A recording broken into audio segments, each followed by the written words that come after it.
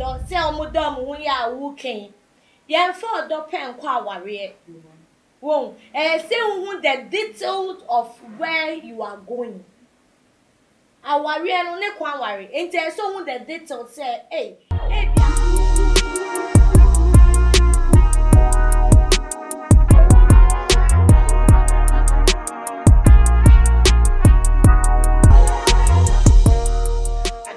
Memo akwa bashonko eba tuma GH fidye eso nana ama owusia enemy na dano and sema ACC wo my mo trending issue social media just and no and na mede ebe tum menim se na mo nso metimi enye bi ate na ne day abrante bi apaponte de na kosem na brabo mu nsem yawa wa fem ewa brabo mu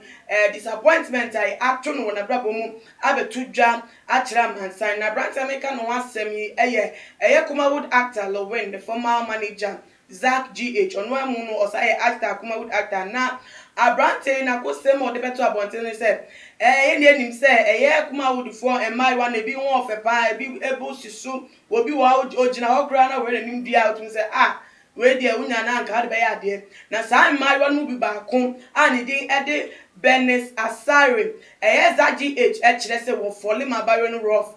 from the first day I would in any etu abawa no so hu no pe no hu say ne catchman ne fem pade anyakopon kasa yi free ni mu boy no e no we hia no wo hwe abawa nanim se ne strength say bia no ho anu hu say sesi ade de we ready awe kwan so no abobo no wambie kope dan kope de obeye bia no wotimi afa abawa no e de aka no ho na no nti oye ben abawa no wo mpna twe kwan mu say no me no you no mo de nam e no wo mu chinchin na mo danda no ho na edu brese abawa no wode na ikọ na wufo enim na wakoje na titase wakoto ne tinsa no agine fi na wufo se no ne na betena no abobra no wokoduru wa wode ensem no to na wufo nim pe yese abrante sorry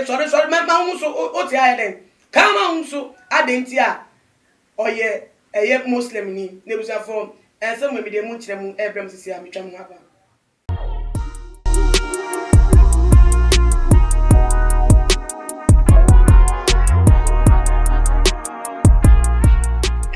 for me sanso mamo akwa ba bi mo hwe me saben kum so tum say me nua ba Mexica we ready we set for yedwumede nti mema no akwa ba shonko mo akwa ba me nua ba meje wo so bibi aboko nyame ado ready wo so aba akope me one obi nka mo bi oba Messi bibi wa sem se na Zack GH echeche ni nsem se wo bia odo bi we hia ne dofo openu bibia da so wa no ba ntina se ono so to oba na se oba no do no so do oba no na nu nti yenko wa ofo na me nko tu tinsa awofo se da bi me muslim nti ade nti na awofo bi yesa ya sebo won se aware ne kwan ware aware na ye friend aware no appoint you no return. You can't return back. And then so na ye di divorce achichiri ye ho aye kwa aware enche yetimi divorce ba uko nyame asem kra divorce is not allowed. Aware ye nkonsan yechi o se ade nyame aka bom obi enu a oye so titin enti aware no se wo kwa aware a ensese o sign wechi but na mafu ayabe esan say yen hihye mu yentu anamo yendika ntu anamo hihye aware na ye community say bro yeso ani aba out enya ade a bible second na woni say ade bi anyame asem second no oya wrong ewie ye na enye fe na ye fa ne say maame no enye say me second no but oye experience so yes in owa Canada ohun sonso kra odwane enti bia onu experiences I don't know but you was antiquemo enti bia oni bia tenada bia oni bia enye encounter bi nsonso a onze tetefo no wabusuafo ni na bi wa religion ba ko bi omugisi was we are against that natural. It's not a good thing, not at all. But ebusue bia ni de we omusi hu nyoma bi Aha. Enti bi akoba ne say oye one of those people wey be omo sa religion no to be where they don't want to be. Untimi enchre. And maybe out of experience and a man acted that way. But so obebusa ma adwen a aware de ejina nyoma bebre so enti ase ti won understanding so obetemo wan se ba when it come to odo say omodo omo ya wu ken yen for odo pen kwa aware won say who the details of where you are going aware no ne kwa aware enti so who the details say be apart from odo na echi no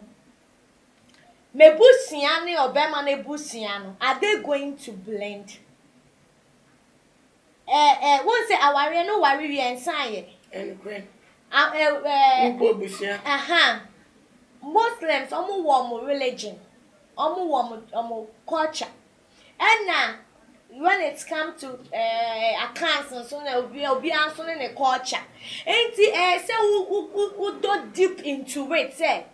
their culture and my culture eno so den na eka ebe boayen ana say enye sa wo di odo pe komwa later no na afi de enyo maybe ebe fight mo bibi to say how we do our things culture and other things religion ni say na ebe fight mo enti mama no one reasons me ne wo yentimi nchire but when it come to our real no we have to dig deep into your background, your culture, the way we do our things, the way we take things, how we worship. All those things are involved. Enti enye odo ne pe na ye de ekwo aware but mama no so the way you're acting and kind so finding out and say meba baby a wo kono before ebia na lady ni person surprising e mama no. But before then, okay, so no man make kasa. Say what ma sinti fault ni be free oba no okofa be ma ne ba ye bia ne ma menya well be ma no ne religion ni be bi ofri ni say what ma say because who share be ma na opese wo worry na wo share oba na opese worry na first of all no before mo be kofie no kra say wo oba na be ma no koka oba ne wo asem che obusuafo na be ma no koka oba no so kwaka be ma no wasem che wabusuafo say oh me hia be me bia mene ne pese get na afebo na be ma no ofria oye say wo be polish ade no ne wo ma na ye lovely enti when the man or the woman come already know what polishing the chin nicely he or she will be welcome. Okay. Enti bia utimi say wanya ojasa nyoma we nyina to wa wanya mu hwe. Enti surprisingly no ne ma meti be bia e be ma ni free ni we no. Enya ade bia no standing against long ago. So what I senti she just acted. Oba mesi ere bibi wa sim. O kasa meti se o se aware de enye odon kwa ne de kwa aware. Oba Bernice Asare kuma would actress on one kasa ba point abe confirm say no crap oni Zack no omo chimpna omo ye yonkofo class no chimpna no mo chimpna grandpa omo temtete e kam sa ye yonkofo na nu nti na entiase bi e wo omo ntem na omo able to like accommodate each other and na omo mienu nya ye stars menya so say stars e date e secret to family. Enti nebusa ya we so o date we na aden na ware topic be mu pe ebusa se o we de ye nyintum ema obi ne dofo obi a oni ne etimi relate ye se nke no na e de kwa awade o na no ye se dabi ne religion ti ye ma ne ware no asemo say na usi canon unim say celebrate for ni bebre wo wa they are living their life. They are living their life in the sense say the kind of people at times they have time for their family to I don't know but some of them to discuss na say they bia unyam rem ye kasa kire wawa ye nyoma bia ya na to akwan mu say won it is such a person or a celebratory but who say ne hu ni asem on the nyoma ye nyina ye obi a utimu so ye matured or ye sensible that one is there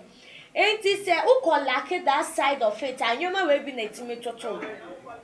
enti ebia wo ni say open social media so dey open ebia na ne family one dey nye open so what in America no say ebia social media dey say impedifo amabe no girl no say obi wa grandpa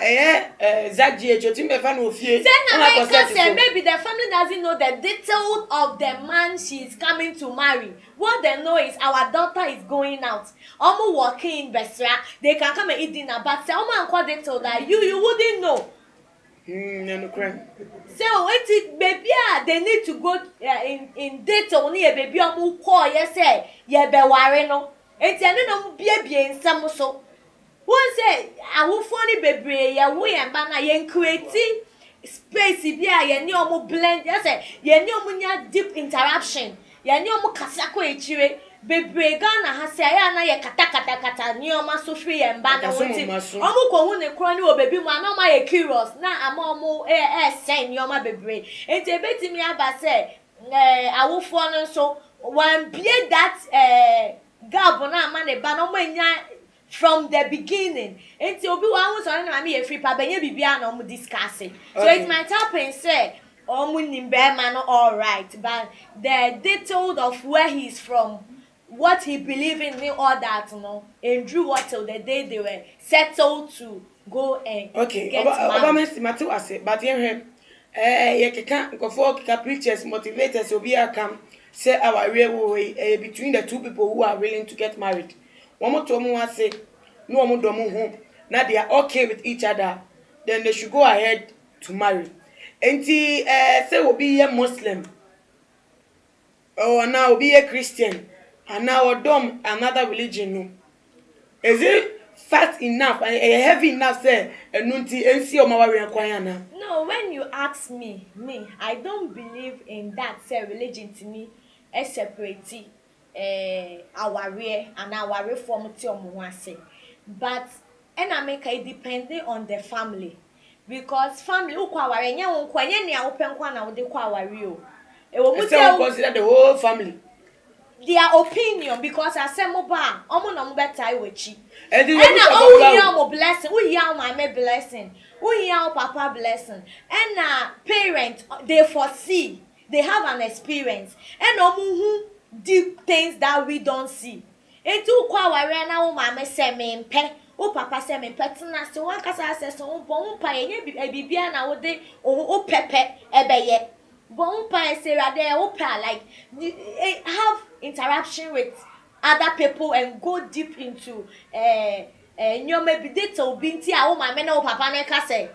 they are not in support with it no. So you can't just over what do you mean jumping over o mama na o papa enko ware what do you mean over en jomun to en sin chen enko ware mani nye yie omo na omo gi aware no en omo so na omo shira so enti when it comes to you alone the ankenye problem but why why are they not interested so ko ware ebia Muslim. Okay. Why are they not interested? To finding out why. Now still you okay say you be two and more still. Ube jomo sinchena kwa warrior. It's your life, it's your choice. But remember, whatever comes out of that, you are going to carry, my dear. You are going to carry it true, eh? Yeah, Shabby was Zion Felix interview a year about I think a year ago. And will be signing the relationship with Zack GH. And we're born now warrior in the current marriage in the soul. Or worry suffer when yam penny man worry Zack because of Muslim no worry suffer. Now so just some few years into the marriage says you will be in the car to them.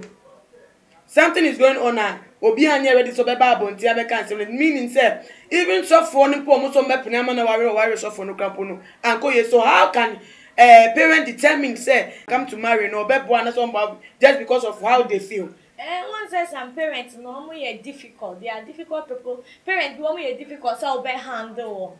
So I'm one of mom tias. And I won't say when it comes to Christianity and a Muslim, Islamica. One say oh yeah Christian kana woko ware Islam near. Or better say ube tuba. And